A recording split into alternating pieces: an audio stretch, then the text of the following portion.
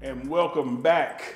Man, this is episode 11. I know number 11 and Pollock go hand in hand. That's his number. That's my number, this is dog. Episode That's 11 right. of the That's Whistle. your number? That's my number, man. What you mean? That was my number in high school, football and baseball. It was 11. That was my high school number. Yes, sir. I was 9. I was a single digit. I was a dog. We ain't had no single digits. You ain't had no single Coach, digits? Listen, I'm telling you right now, our jersey started at number 10. So in the team picture, I was the second one in the team picture all the time. Because y'all went by numeric. Yeah. No, you gotta have a single digit. See, it's different now, but back in the day, only dogs wore single digit numbers. That's right. Now, of course, Coach was a dog. He just didn't have single Our coach digits. isn't. Hey, you know what? I had to change my number, my senior year, to number 80 because somebody stole my jersey right before picture day. Yeah.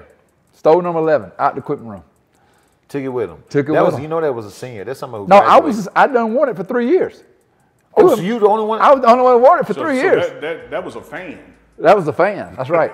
Somewhere somebody got my jersey. I tell you what, anybody find my jersey that I lost my senior year, I got something for you. I went and got mine. I got my white one. When we was at Jackson They stole State, my red one. and I got on the road recruiting in Dallas. I went back to my old high school. Oh, really? Yeah. And they had them in the equipment closet, all dusted up in a box. I went through there and found my number. Hey, I got it. Well, Hey, my man Denzel Pinkins is the head coach at Mitchell County High School where I went to school. Yeah. Denzel, get in that equipment room, find me my number 11. Because I know it's in there somewhere. It's in there. Somebody wearing number 11. Somebody wearing number 11 on the streets. It's on the 11. streets, man. Yeah. Ain't no telling who it is. I do have some suspicions. I got some suspicions, but I don't know who got it. You know, we used to rip the number off, make people change their number if they had a single digit and then they didn't play good. Oh, ain't no doubt. You know what I'm saying? Ain't no doubt. Like today, man, all these guys got on these single digit numbers and Yeah, you know what I'm saying? Like, yeah. Especially like D dog. lineman. Like you can't be no backup D lineman wearing a single digit. No. You got to be a dog. You got to be a dog. Listen, I'm gonna tell you It's the right. same thing like boxing, right? Like you watch a boxing match and the dude come out there with the ruffles on his shorts, yeah. and the loud stuff on, and then get knocked out. Like, dog, come on, bro. You're right. wear all Yeah, that, man. you can't be doing that now. You got to be right if you stepping out showing out like that. That's right.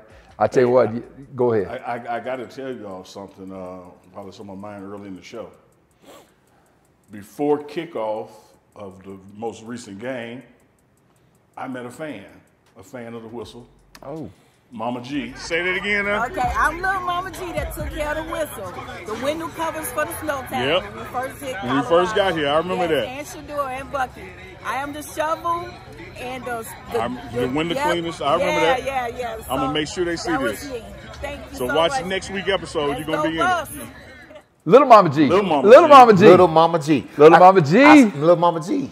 Now y'all remember we first got here and we didn't know how to navigate these winters. That's right. Y'all got a care package with an ice scraper. Little Mama G took care of us. De-ice and all that. That's who sent it. Oh, that's right. That's right. Yeah. Thank you, Little Mama G. Thank you so much, Little Mama She G. was at the game. No, she at the game. I was down at the tailgate and I was about to leave and she gave me a ride to the stadium. Listen, she got to come down to the front row for the game. She got to come down the front row. Little Mama G, we need you at the front row, coming down there so we can talk to you. Thank you so much. Or if I can see at the Buff Walk. Whichever one you can get It to. gets even better. She drove from Las Vegas to the game. Wow. What? Yes. Wow. Talk about sacrifice. That's what I'm talking about. Which means she could show up in Tucson this weekend. There's a That kind of possibility. driving. There's a possibility. It might happen. If you show up now, let us know. Absolutely. Please let us know. Gotta so let us us come know. out there. Hit us up in the comments. Give you some love, Mama G. We That's gotta right. see you. Oh, hey. We back. We back. The whistles are here. Mr. Derek Hall. That's right, baby. Derek Hall. That's right. Engraved, bro. Engraved, got a name on them. Mine says Blitz. What's yours say? Yours say Blitz too? I'm going to give ourselves a 15-yard penalty for not having our whistles up to this point. No, it's more than that. Yeah. That's got to be a loss of down. Loss of down, yeah. All kind of stuff, 15. man. Hey, speaking of penalties, guess what just got announced today? What? We talked about it last yeah. episode. LSU got fined $250,000 for the fans rushing the field when they beat Ole Miss. So LSU has to write a check to Ole Miss for $250,000. Do you know if we won that game, they was going to rush the field? Oh, you know that. I heard them in the stands talking about it. We going to rush the field. And we must have got our butt beat. Listen, let me tell you something. LSU fans, listen to me. We say it's embarrassing that you are rushing the field when you beat Ole Miss. Why? It's embarrassing. You know better. You from Southeast. You know that's not appropriate. Why? No. Why is that embarrassing? Coach, LSU has beaten Ole Miss. That's Ole Miss. They beat them 8 straight times at Tiger Stadium. You cannot rush the field when you beat someone 8 straight times at home. You rub it in their face. Now, if Ole Miss would have beat them at their stadium, then I understand Ole Miss. Ole Miss been kicking butt this year, though. They have been, Coach, but over the years, let's just face it, over the years, LSU been just a little bit better than Ole Miss. I'm not saying they are this year. Well, they must be. They just beat them. They beat them. They beat them. But I'm saying, LSU fans, you cannot do that. It's the SEC. Yeah, man, come on. That'd be like Georgia fans rushing the field when they beat South Carolina or Georgia Tech. Come on, man. I can see that. You cannot. I can see that. Georgia fans, South Carolina, Georgia fans, hey, South Carolina. students in Georgia, if y'all ever rush the field for us beating South Carolina, Georgia Tech, I'm going to get them to kick all y'all out of school. Georgia Tech is ACC, though. Coach, you can't I'm talking about rush SEC. the field beating South Carolina and Georgia Tech. Yes, you can. No, South Carolina's a good team. Absolutely Man, not. Look. You can rush the field beating South Carolina. No. Georgia Tech, I might agree with you. Not if you Georgia. ACC. Coach, not if you Georgia, man. What you mean? Because Georgia has like a 40-game.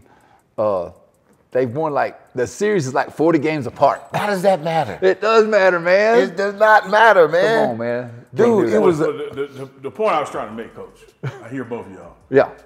The NCAA serious about these fines of rushing. There is no doubt. We'd have been broke. $250,000. We gonna be broke because our fans don't listen. They passionate. They got a great it's ramp. Good thing we making some money, right?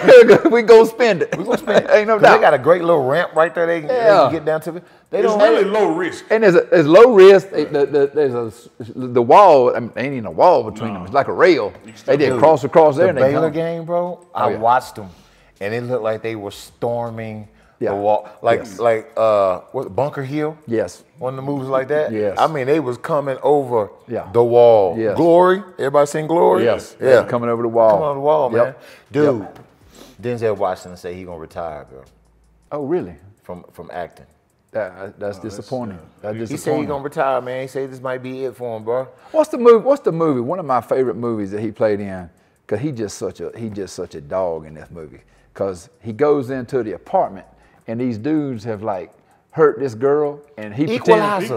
Coach. When he tells them jokers, when he goes up in that hotel room and basically just breaks it down for them, man, I love that. Locks the door. I love that scene. It hits the time on his watch. It hits the time on his watch. Yeah, hit the time on his watch. I love that scene. Can you really retire from acting though? Maybe that is kind of hard. Maybe you do want to retire. I'm sure. Yeah, maybe so. Denzel, we're gonna miss you, dog. But you know what? He doing just like Prime. All his kids involved.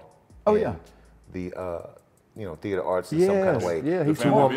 Family, 2 of them act. One of them's a producer. One's a director. Right. That's what parents are supposed to do. You're supposed to take care. You're supposed to set your kids up like that. Well, let me ask you this then. You had 2 daughters though. Yeah. Right. I got a daughter and a boy, of course. Right. So what age would you let your son play football? Or did your daughters ever do flag football? Or anything no, they like didn't do flag football. Okay. I tell you what, it depends on where I was located and how good the youth program was and how bad they wanted to play. It's probably situated. To be honest with you, I'd probably hold off now until at least 5th or 6th grade. Well, you know what I said? I told my son, I'm gonna hold him off playing tackle football till junior high. He's getting in 7th grade. Yeah, 7th grade. I think that's a great deal. Yeah, I think that's great. Yeah, because these coaches now, some of them, not all of them. That's right. I ain't gonna say that. Some of them that I've seen.